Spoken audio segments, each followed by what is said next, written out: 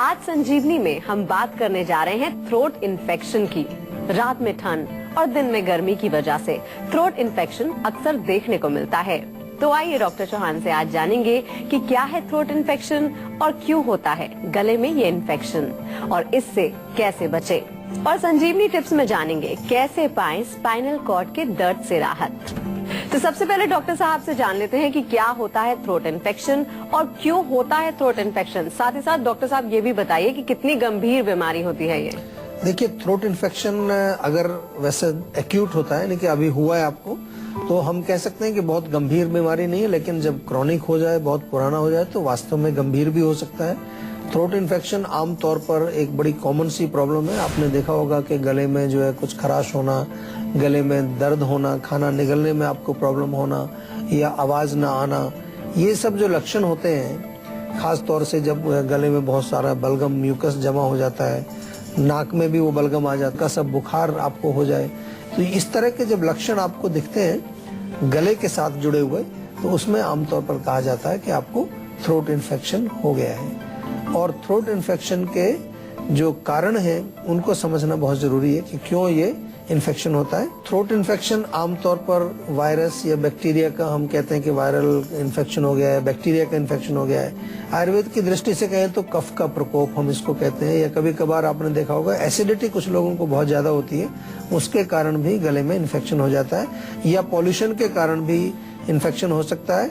बहुत ज्यादा ठंडी चीजों के सेवन से, बहुत ज्यादा चिकनाई यानी कि जो तली चीजें हैं जिसमें बहुत ज्यादा तेल का प्रयोग है, उनके सेवन से भी गले में खराश या गले में इन्फेक्शन हो सकता है।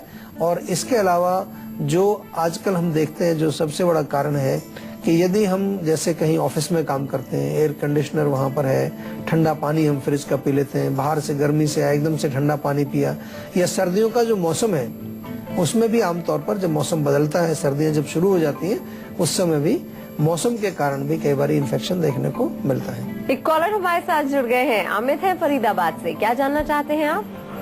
नमस्कार डॉक्टर साहब, मैं अमित बात कर रहा हूँ फरीदाबाद से जी। मैं आपसे जानना चाहता हूँ कि मुझे गॉल ब्लैडर स्टोन की समस्या है। अच्छा। पिछले 1 साल से मुझे 8 mm का गॉल ब्लैडर का स्टोन है, तो मुझे डॉक्टर्स ने हमेशा इसके लिए यही सजेस्ट किया है कि आप इसके लिए ऑपरेशन करवा लीजिए और उसके साथ में वो गॉल ब्लैडर को रिमूव कर देंगे। जी तो देखिए, आमतौर पर ये सलाह दी जाती है डॉक्टर्स की, और वो सलाह इसलिए दी जाती है क्योंकि गॉल ब्लैडर के स्टोन निकालने के लिए कोई रास्ता नहीं होता है। तो आयुर्वेद में कुछ औषधियां हम देते हैं जरूर, 3-4 महीने का एक कोर्स होता है, उसको आप जरूर लीजिए। उसके पश्चात जो रिजल्ट होता है उसके आधार पर आगे का हम जो ट्रीटमेंट प्लान करते हैं।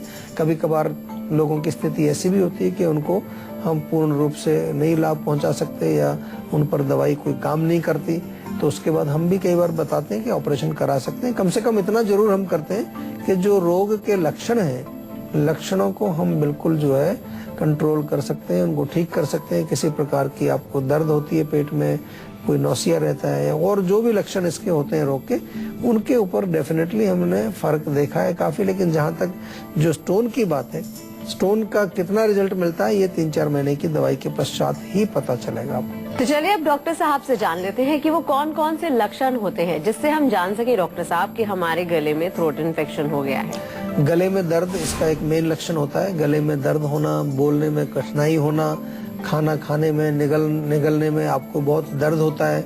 खास तौर से अगर ऊंची आवाज में बोलने की कोशिश करें तो काफी पेन होता है। गले में बलगम आ जाती है, कभी कभार खांसी भी आती है और खांसी के साथ बलगम बाहर निकलती है। इसके अतिरिक्त जो है आपका जो नाक है, नाक से भी पानी आना है, नाक में कुछ थोड़ा सा जो है बलगम जमा होना, ये भी इसके लक्षण है। हल्का सा बुखार भी हो जाता है, शरीर में थकान या पूरे बॉडी में दर्द थोड़ा सा महसूस होना, ये इसके मुख्य लक्षण होते हैं। और ये जो थ्रोट इन्फेक्शन है, इसमें कभी कभी ये भी देखा जाता है कि जब बहुत क्रॉनिक हो जाए तो बिल्कुल गला बैठ जाता है, आवाज नहीं आती है या आवाज बहुत मोटी आने लगती है। आपने देखा होगा कि कई बार आप किसी को फोन करें और उसकी आवाज बड़ी मोटी लगे या बहुत आवाज डिफरेंट लगे, तो समझ लीजिए कि उसको थ्रोट इन्फेक्शन हो रखा है, क्योंकि आवाज उसकी पहचान में नहीं आती कई बार, और आवाज किसी किसी की बिल्कुल ही बंद हो जाती है। एक और कॉलर हमारे साथ जुड़ गए हैं, गजेंद्र हैं जयपुर से। क्या जानना चाहते हैं आप? सर, मैं जयपुर राजस्थान से गजेंद्र सिंह बोल रहा हूँ। जी बोलिए। और मुझे 10 साल से माइग्रेन की समस्या है। अच्छा। तो इसका मुझे आयुर्वेदिक इलाज और उचित उपचार मुझे बताइएगा, मुझे क्या करना चाहिए और क्यों ये होता है मेरे। देखिए, जो दर्द होता है सिर में, आयुर्वेद में देखें तो 11 प्रकार के सिर दर्द लिखे हैं। आमतौर पर जो माइग्रेन जिसको डॉक्टर लोग कहते हैं, उसमें हम कई प्रकार के लक्षण देखते हैं। पित्त का लक्षण भी आता है, वात का लक्षण भी कभी कभार उसमें आता है, यानी कि नसों का जो खिंचाव या एसिडिटी, ये लक्षण उसमें कई बार देखने को मिलते हैं। तो इसको ठीक करने के लिए डेफिनेटली आयुर्वेद में बहुत अच्छे रिजल्ट है। विशेष तौर पर मैं बता दूं आपको कि माइग्रेन के जितने पेशेंट्स हैं, आपको कहीं जाने की जरूरत नहीं, जीवा के माध्यम से आप अपने रोगों को ठीक कर सकते हैं। बहुत सारे रोगी हमारे यहाँ ठीक होते हैं। तो आप जयपुर में रहते हैं, जयपुर में हमारी क्लिनिक हैं, 2 क्लिनिक हैं जयपुर में, वहाँ आप संपर्क करिए, डॉक्टर से बातचीत करिए, अच्छी तरह से परीक्षण कराइए और बिल्कुल बिना किसी जो है झिझक के आप आयुर्वेदिक उपचार शुरू कर दीजिए। बिल्कुल आराम आएगा, बिल्कुल ठीक होगा। टाइम जरूर लगता है, पहले से मैं बता दूं, 1 साल तक भी दवाई खानी पड़ सकती है, उससे ज्यादा भी दवाई आपको खानी पड़ सकती है। लेकिन आप एक चीज समझ लीजिए, मैं बार बार कहता हूँ, 10 साल से आपका रोग चल रहा है, 10 साल से आप इलाज कर रहे हैं, अभी तक आपको कुछ आराम नहीं आया है। जब आयुर्वेद में आते हैं तो थोड़ा सा इत्मीनान रखा कीजिए, क्योंकि कई लोग तो 1 महीने के बाद ही कहते हैं, 1 महीना दवाई ली थी आपकी, कोई फर्क नहीं पड़ा, हमने दवाई छोड़ दी। 10 साल से आप इलाज कर रहे हैं और उसमें कोई फर्क नहीं पड़ रहा, तो आयुर्वेद में कम से कम 10 महीने तो दे दो हमें। 10 साल पुराना रोग अगर 10 महीने में भी हम ठीक कर दें तो बहुत बड़ी बात है। लेकिन थोड़ा सा मैं इसलिए बता रहा हूँ कि हम लोग रूट कॉज पर काम करते हैं, तो इसलिए थोड़ा सा इत्मीनान रखिए, दवाई खाइए, परहेज करिए, बहुत अच्छा रहेगा। नहीं तो लोग बहुत ज्यादा विचलित रहते हैं और बहुत ज्यादा रेस्टलेस हो जाते हैं। मेरे को समझ नहीं आता कि आयुर्वेद में आके क्यों हो जाता है। एक अभी हमारे पास पेशेंट था, उसको स्किन का प्रॉब्लम था, बहुत भयंकर प्रॉब्लम था। 1 महीने की दवाई में उसको कम से कम 50% आराम आया।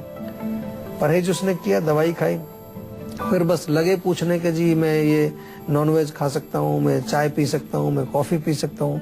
मैं कह भैया अभी कम से कम रोग तो ठीक होने दो। कह रहे नहीं जी रोग में तो आराम आ रहा है, तो आराम आ रहा है तो उसको पूर्ण रूप से ठीक होने दीजिए, नहीं तो फिर दोबारा से आ जाएगा। तो मैं आपको समझाता भी हूँ, शो के माध्यम से आपको कई चीजें हम बताते हैं कि आयुर्वेद का उपचार किस प्रकार से करते हैं और क्या आपकी एक्सपेक्टेशन उससे होनी चाहिए। डॉक्टर साहब, सर्दियों का मौसम आते ही थ्रोट इन्फेक्शन बढ़ने लग जाता है जी। बच्चे बड़े नाजुक होते हैं, तो अगर बच्चों को थ्रोट इन्फेक्शन हो जाए तो क्या करें?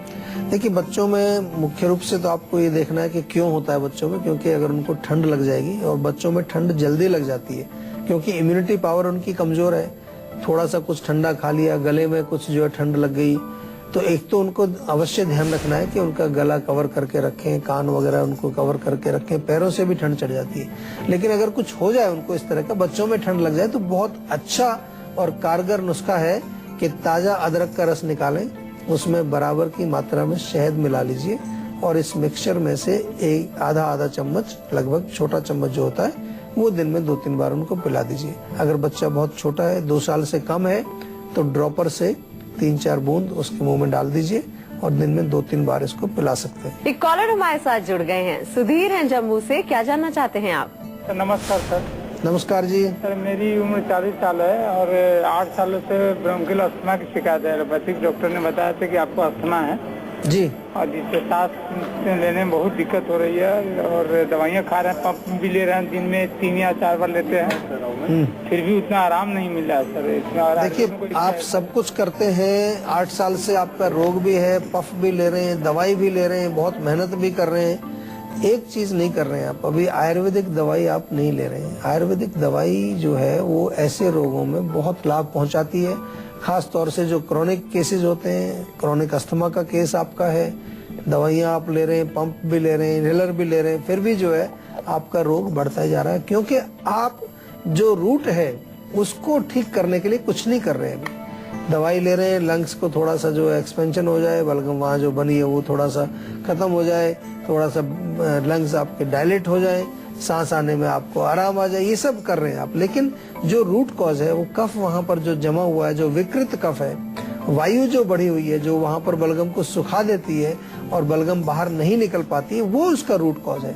वात और कफ को शमन करने के लिए ठंडी चीजें मत खाइए, रूखी सूखी चीजें मत खाइए, बहुत ज्यादा चिकनाई मत खाइए, मिठाई मत खाइए, दूध के बने हुए प्रोडक्ट्स भी जो आपको बहुत ही ध्यान से खाने हैं। इसके अलावा आयुर्वेद में बहुत सारी औषधियां, च्यवनप्राश का सेवन आप करिए, जीवा से मंगा लीजिए आज ही च्यवनप्राश। साथ में सीतोपलादी चूर्ण बहुत अच्छा काम करता है, 1-1 चम्मच आप दिन में 3 बार लेंगे, उससे भी आपको फर्क पड़ेगा। और जैसा कि हम बार बार आपको समझाते हैं कि हमारे यहाँ जो आयुर्वेदिक पद्धति का जो इलाज है, जो आयुर्वेद में जो हमारे शास्त्रों में वर्णित है कि जो भी व्यक्ति रोगी है उसके रोग और रोगी की दोनों की परीक्षा करने के पश्चात जो हम एक प्रिस्क्रिप्शन बनाते हैं, एक दवाई बनाते हैं, वो प्योर आयुर्वेदिक तरीका है। तो उसके लिए आयुर्वेदिक डॉक्टर से कंसल्टेशन आपको करनी पड़ती है, और कंसल्टेशन के लिए हमने बहुत सारी सुविधाएं आपको दी हैं, फोन के माध्यम से, ईमेल के माध्यम से, डायरेक्टली आप जो है डॉक्टर के पास जाकर के जैसे भी आपको सुविधा हो, पूरी कंसल्टेशन करने के पश्चात आपके जो डॉक्टर हमारे जीवा में जो जिनसे आपकी बात होगी वो आपको प्रॉपर उपचार भी देंगे। घबराने की जरूरत नहीं है। आमतौर पर लोग कहते हैं कि दमा जो है वो ठीक नहीं होता है, दमा दम के साथ ही जाता है, ऐसा नहीं है। हम आयुर्वेद के माध्यम से बहुत सारे अस्थमा के पेशेंट्स को ठीक भी करते हैं और बहुत अच्छे रिजल्ट्स भी हमें उसमें देखने को मिलते हैं। और अब बारी आती है आज की संजीवनी की, जिसमें डॉक्टर साहब आपको बताएंगे थ्रोट इन्फेक्शन की समस्या से बचने के आयुर्वेदिक नुस्खों के बारे में। तो डॉक्टर साहब, क्या है आज की संजीवनी? देखिए, बहुत सारी चीजें आपके किचन में होती हैं। लौंग है, काली मिर्च है, तुलसी के पत्ते हैं, अदरक है।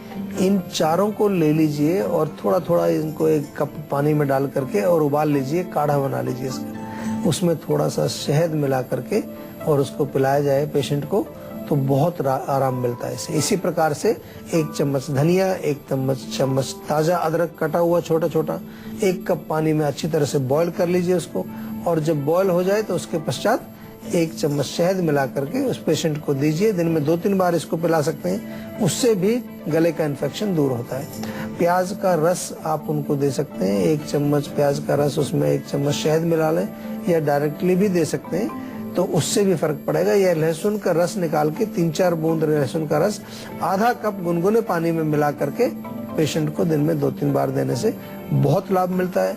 अगर ज्यादा सूखा है गला, बलगम वहां से निकल नहीं पा रहा है, तो थोड़ी सी मुलेठी यानी कि आधा चम्मच मुलेठी दिन में 2 बार सेवन करने से उसमें भी काफी लाभ मिलेगा। म्यूकस पतला हो जाएगा, बाहर निकलेगा, और किसी प्रकार की कठिनाई आपको नहीं हो पाएगी। तो डॉक्टर साहब ने हमें ये तो बता दिया कि क्या होता है थ्रोट इन्फेक्शन, क्यों होता है और इससे बचने के क्या उपाय हैं, लेकिन डॉक्टर साहब सावधानियां क्या बरते अगर हमको थ्रोट इन्फेक्शन हो जाए तो?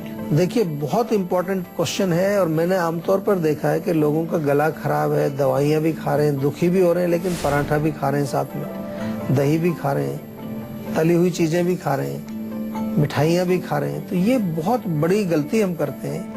थ्रोट इन्फेक्शन में विशेष तौर पर मिल्क प्रोडक्ट्स, मिठाइयाँ या फिर जो तली चीजें जिनमें कि बहुत चिकनाई होती है, इनका सेवन बिल्कुल नहीं करना चाहिए। ठंडी चीजों का भी सेवन नहीं करना चाहिए। कई बार जो है गला खराब होता है तो प्यास भी ज्यादा लगती है, तो पित्त का लक्षण है, लेकिन पानी पीजिए, हल्का सा गुनगुना करके पानी पीजिए। ठंडी चीज या कोई कोल्ड ड्रिंक वगैरह ऐसी स्थिति में नहीं लेनी चाहिए, नहीं तो रोग आपका और ज्यादा बढ़ जाएगा। अब बारी आती है संजीवनी टिप्स की, जिसमें डॉक्टर साहब बताएंगे कैसे पाए स्पाइनल कॉर्ड के दर्द से राहत।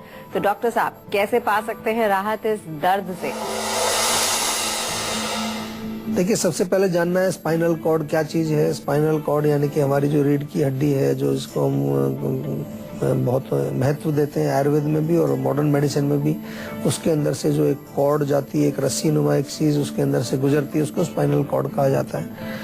उसके कारण से दर्द बहुत लोगों को होते हैं। जब कहीं वो कंप्रेशन हो जाए, कोई दर्द वहां पर जो है उसके कारण भी होता है, या कोई जो वहां से नर्व्स निकल रही है वो कोई नर्व वहां दब जाए, उसके कारण भी दर्द होता है। या स्पाइनल कॉर्ड यानी कि रीढ़ की हड्डी के आसपास की जो मांसपेशियां हैं उनमें अकड़ाहट या स्टिफनेस आ जाए, उसके कारण भी दर्द आपको हो सकता है। सिंपल सी चीज है, अकड़ाहट वगैरह को दूर करने के लिए, पेन को दूर करने के लिए हम एक लहसुन वाला तेल बनाते हैं। लहसुन को तिल के तेल में पका लेते हैं। 20 ग्राम लहसुन को 100 ग्राम तिल के तेल में डाल करके छोटा छोटा काट करके पका लेते हैं। उसके अलावा जो है हमारे यहाँ एक विशेष तेल है जीवा में, पेन काम ऑयल, अगर बना बनाया आपको चाहिए तो वो भी आप मंगा सकते हैं। इसको स्पाइनल कॉर्ड के एरिया में जहाँ प्रभावित एरिया है उसको मालिश करना है। पूरी स्पाइन में, पूरी बैक में भी मालिश कर सकते हैं, कोई नुकसान नहीं है उसका। इसके पश्चात आपको देखना है कि अब हमें जो है इसके मूल कारण को कैसे नष्ट करना पड़ेगा। और मूल कारण को नष्ट करने के लिए वात व्याधि हम इसको कहेंगे। वात के जो भोजन है, जो वात को शमन करते हैं, वात को कंट्रोल करते हैं, उनको हमें खाना चाहिए, और जो वात को बढ़ाते हैं उनको नहीं खाना चाहिए। यानी कि जैसे कि फ्राइड फूड बहुत ज़्यादा ना खाएं, रूखा सूखा भी ज़्यादा ना खाएं, बहुत ज़्यादा मिल्क प्रोडक्ट्स का सेवन ना करें, बादी वाली चीज़ों का सेवन ना करें। तो स्पाइनल कॉर्ड के दर्द के लिए सबसे साधारण इलाज ये है कि तिल के तेल की मालिश की जाए ताकि स्टिफनेस वहाँ की कम हो। स्टिफनेस कम होने से बहुत रिलीफ मिलता है, उसका जो प्रेशर होता है स्पाइनल कॉर्ड के ऊपर से वो हट जाएगा।